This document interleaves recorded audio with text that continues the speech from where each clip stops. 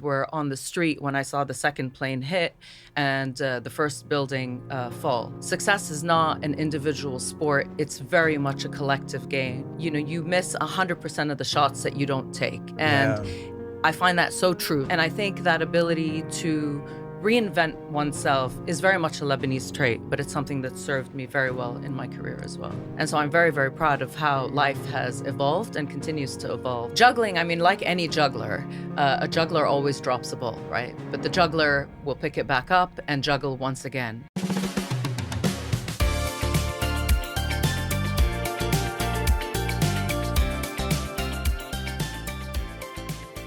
Welcome to Voices of Life, a podcast dedicated to celebrating the inspiring members of life and friends of life. In each 20-minute episode, we invite listeners to discover their remarkable stories, experiences, and insights of Lebanese professionals who are part of our global network. My name is Ronnie Hammad. I'm a board member and chair of the Advocate Committee of Life, and I'll be your host for today. Today, I'm delighted to speak with Dina Geha, Global Head of Distribution at BNP Paribas. Dina's journey spans continents, from growing up in the UK, France, and Greece and Kuwait, to spending formative time in Lebanon during turbulent times. Her career began on Wall Street during 9/11, moved to London, led equity markets across the US, Europe, and the Middle East, and made history as one of the youngest managing directors at age 32. Dina Geha, welcome to the podcast. Thank you, Ronnie, for having me on today's podcast. I look forward to chatting and sharing our discussion with everyone. Great.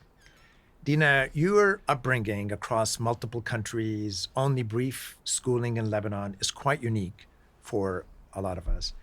How has this global upbringing influenced your career and identity? So I think similar to many people in the diaspora, we grew up in many different countries before my parents settled and found a home. The one common thread that I would highlight is very much like the life network that we've developed, is the Lebanese community that followed us wherever we went, that country and culture and that commonality.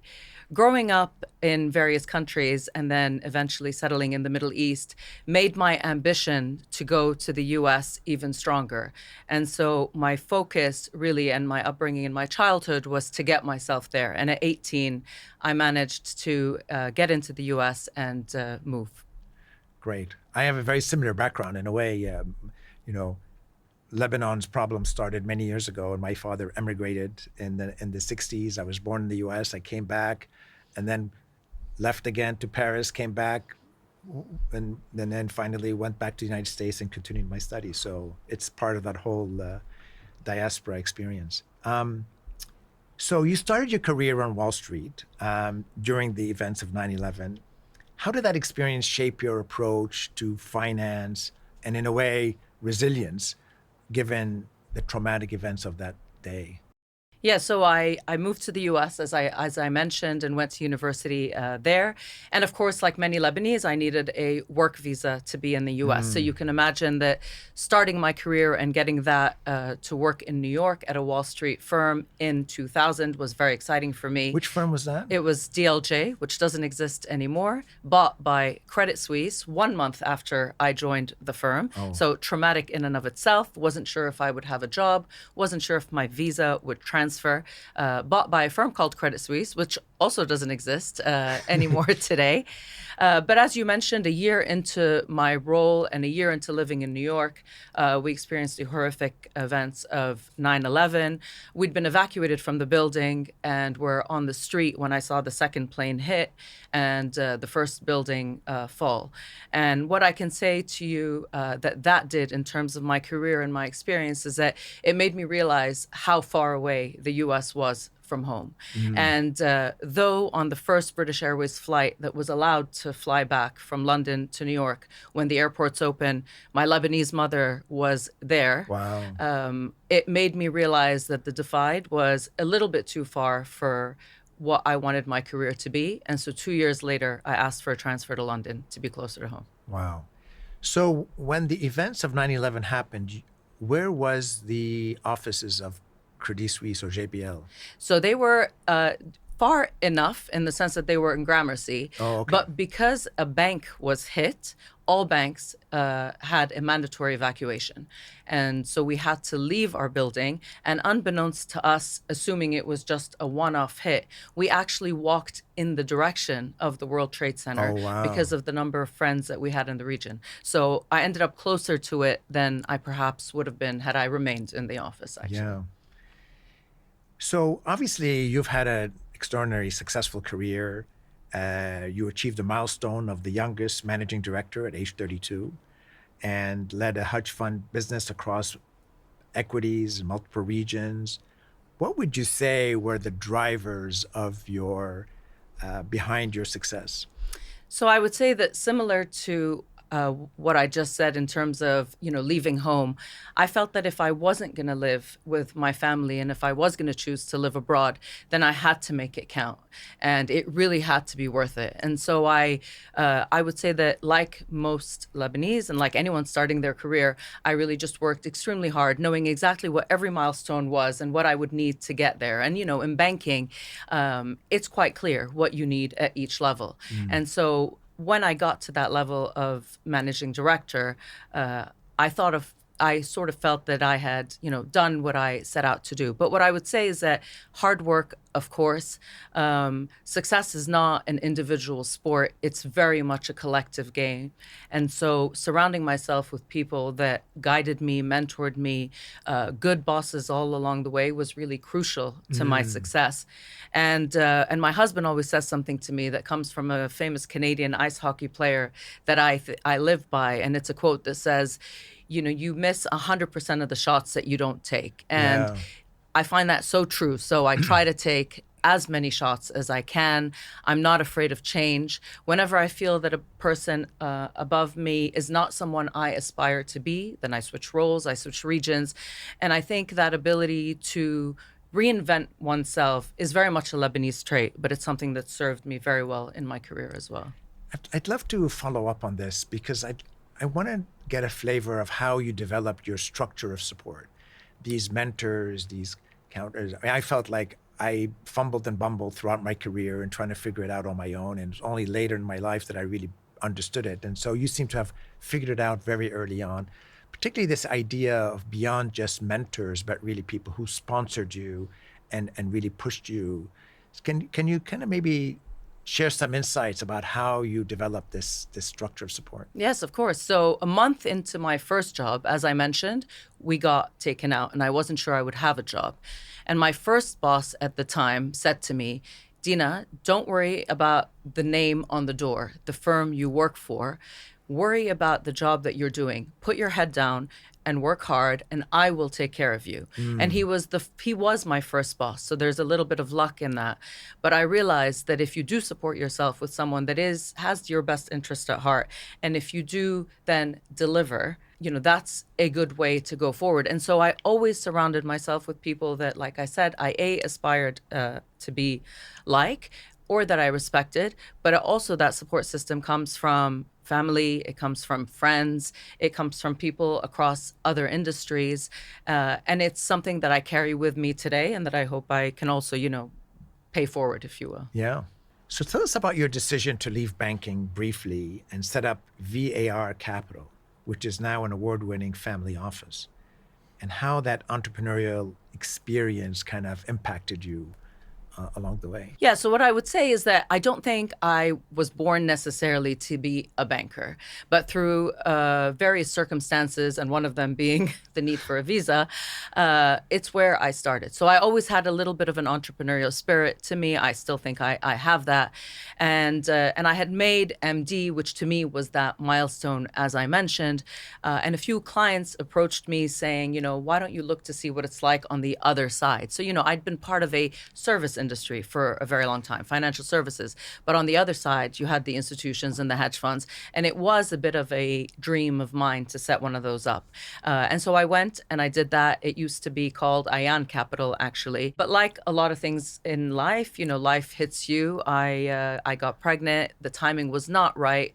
And so though I learned a lot in terms of setting up a business, dealing with regulators, hiring, office space, you name it, Wow. I thought that coming back to the sell side was the right thing to do, but I was lucky enough to remain connected to one of my co-founders, who today is the R in VAR Capital, and it's a firm that has founded numerous very successful businesses, and one I'm very proud of and of their success.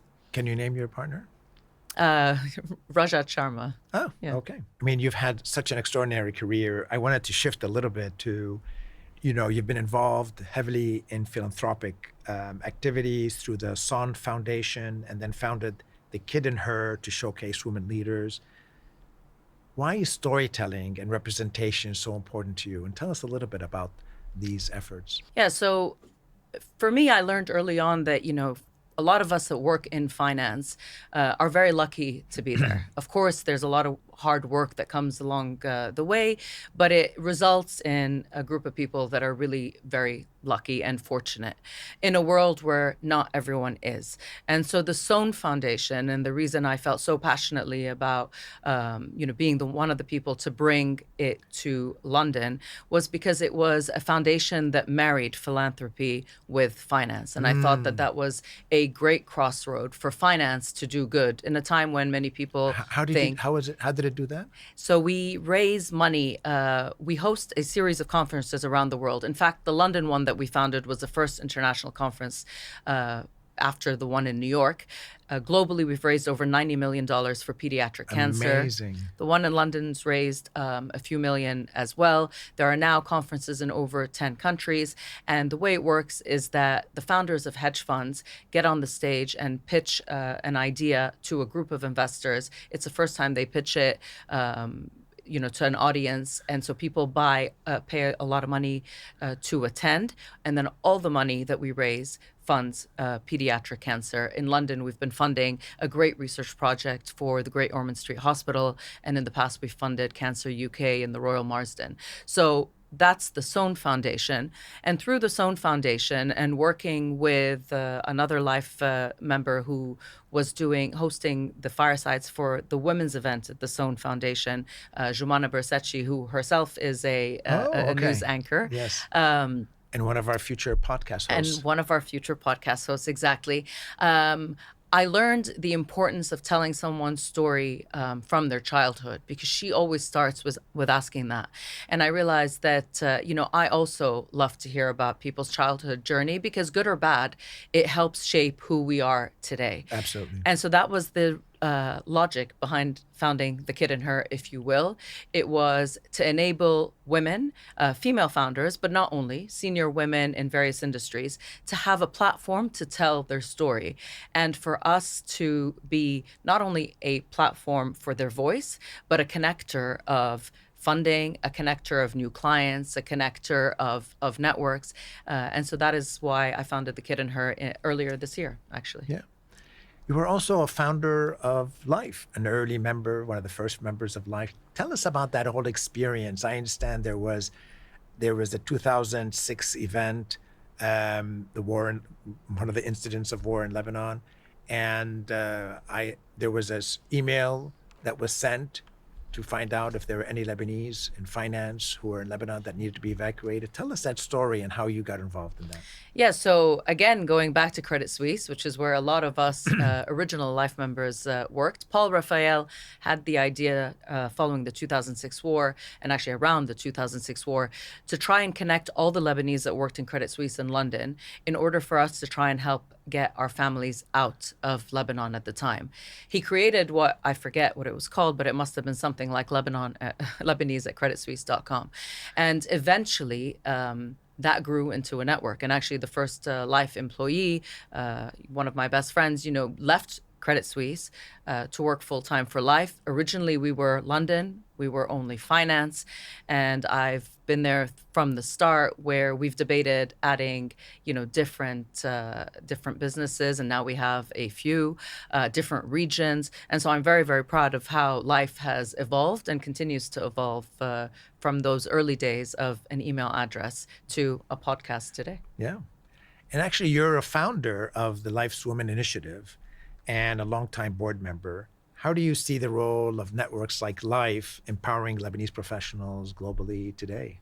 I'm a networker by nature. I love to chat, and I really believe in the power of human connection, because you never know who you'll meet. It might be someone that can help you. It might be someone that you can help.